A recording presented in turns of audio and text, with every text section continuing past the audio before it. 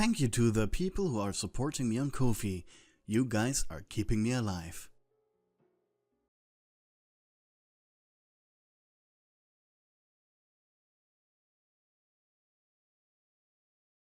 The putrid air of the mausoleum was dusty and thick, smelling ancient and foreboding, even though the graveyard wasn't even that old. Here the quiet footsteps of the cultists echoed through its halls. It was a small procession. Due to unforeseen circumstances, the numbers of the cult had rapidly depleted. Yet still it was fully functional. In front was their leader, reciting ancient poems from a leather-bound book. Behind him was the cult's enforcer, a giant overweight figure, Bob Velseb. His cuddly, chubby appearance was hiding incredibly powerful muscles.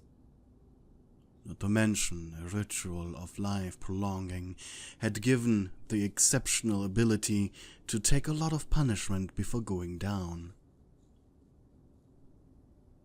Hanging on Bob's shoulders was a human-shaped burlap sack. Inside a tender little treat, Bob only reluctantly donated to the cult for the nefarious rituals. Soon the procession arrived in the deepest part of the crypt. A large empty room housing a small sepulchre with an altar beneath it. The cultists surrounded it as the master approached the altar. He held a rousing speech about fate and faith, about the dark forces that soon would enrich their lives beyond their wildest dreams. The cult, as silly as the results of their rituals so often were, managed to still fulfill one ritual perfectly so far. The soul-binding ritual. It would allow any member owning a soul-bonded amulet to remain on Earth after their passing. A spell created by the trickster god Loki himself to trick demons into signing contracts without any consequence for the human. Every member of the cult would forever be unable to reach heaven, yet be spared hell in exchange. What the cult didn't know was that in the thousands of years of this spell's existence, the forces of the underworld adapted. They know when a bound person is attempting to summon them, and they take great pleasure in acquiring silly disguises to make rituals appear failed. Such as 3 years ago, when instead of summoning the Lord of Lies, Baal himself, a clown appeared in the middle of the summoning circle. The clown being Lord Baal in disguise, and the ritual had been declared a failure despite being successful after all. After the cultist master finished his sermon, Bob Velseb shoved the wiggling, squirming bundle on the altar. An eerie silence now filled the crypt.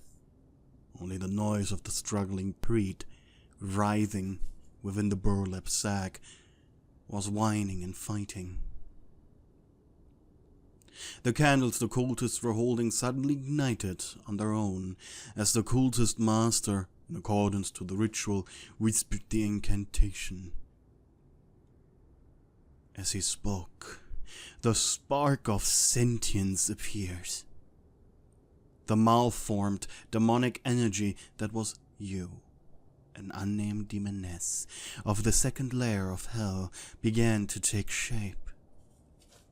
As you were born, as you were summoned. You knew of the binding, of course. A succubus like you in this age would never be deceived. And as the sacrificial dagger of the master quickly sunk into the offering's chest, as the lambkin's final squeal was heard, your form manifested in the crypt. Bob's eyes widened as he saw your unclothed demonic form standing over the offering. You looked human, female, your arms covered in ever-present soot, entirely black up to the elbows. A pair of bony wings breaching out of your hips, thin grey sinew connecting the wings' fingers. Your face was beautiful, perfect even, like it had been carved out of the most expensive marble by an artist the ancient Greeks would be jealous of. Hair long, full and black, reaching down past your butt crack. Your skin was as white as paper, and your lips a fiery, seductive red. Your eyes were a black void, sprinkled with tiny white lights, like the night sky. And your feet were covered by what seemed to be knee-high latex boots with sharp heels. You giggled as you stared down at the cultist master. He was looking right through you. And just for fun you reached for his face, booping his nose with a finger. Scared, the master immediately jumped back, heaving, "I felt something, my children." You giggled quietly. Such a foolish mortal. The entire cult gasped, all except for Bob Velseb. He only had eyes for you. It was as if he was paralyzed. A line of drool rolled down from Bob's lips as the cultists approached their master, his face as white as chalk. Meanwhile, you stepped down from the altar, stretching yourself slowly like a cat, flapping your wings to create an eerie gust of wind that made the cultists squeak. It was then your eyes fell upon Bob Velseb. He hadn't moved yet. His eyes, despite almost entirely hidden by his red devil mask, were staring straight at you. Surprised, you placed a hand on your oversized bosom. "Oh my," you whispered. Your voice sounded like it was spoken right into his ears. "You can see me. Oh, that's good." You giggled as you approached the devil butcher, placing a hand on his shoulder, leaving behind a thin film of soot on his scarlet sweater. "I was hoping one of your mortals could see me," Mick said. "So much more fun for me." Seductively, you chewed on one of your fingernails, your razor-sharp teeth coming closer to the man's neck. "I'm honestly, positively surprised. You must have a strong connection to the afterlife. What are you? Psychic? Undead?" No. You burrowed your nose into his neck, making the man shiver as you took a deep drag of his scent. His heartbeat increased tenfold.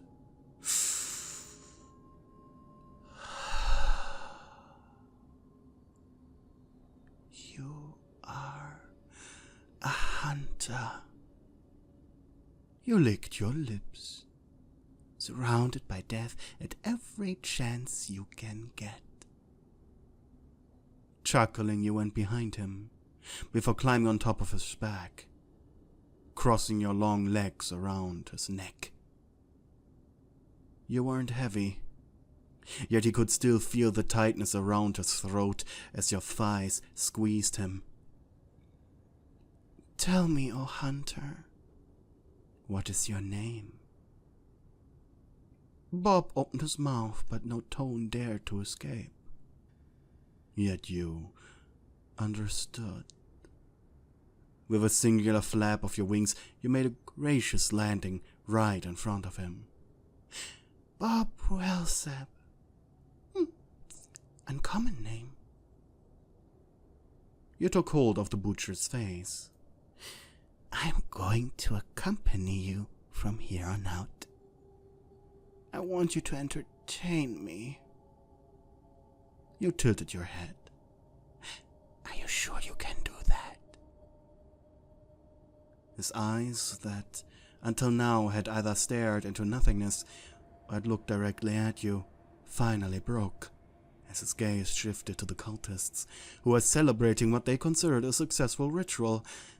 Oh, if only they knew. After the meeting was over, the cultists patted each other's backs. They felt exhilarated. You walked next to Bob as he left the crypt. He was blushing heavily. You're right now walking inside of his master. He could see your half-translucent form walking at the same pace as the old man. Oh, I cannot believe it, Brother Bobby. I feel as if I'm still being touched by the presence, even though it was only a mere second. His master sounded so proud. Oh, how Bob wished he could tell him. Once outside, the cultists finally left the spot you were standing in. Sheesh, you complained.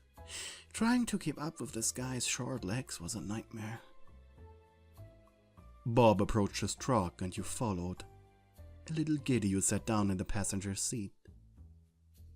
Now that the two of you were private, he finally felt able to speak. He was heaving. Why are you doing this to me? He sounded intimidated.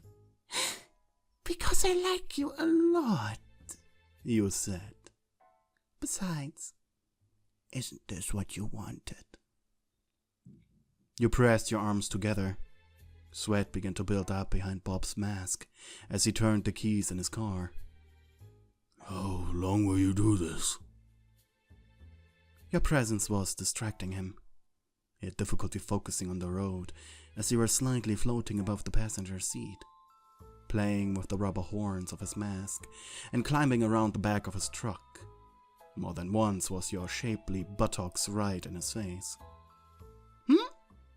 You looked up from behind him. Oh, until you no longer interest me. Or you die. Whatever comes first. Bob sighed, the grip around the steering wheel tightening. Is that a lollipop? Bob slammed both his feet onto the bricks. Angrily, he turned around. You were sitting on the back seat of his car, your mouth filled with 3 or 4 strawberry-flavored lollies. Don't you dare touch my candy, he growled energetically, and you giggled.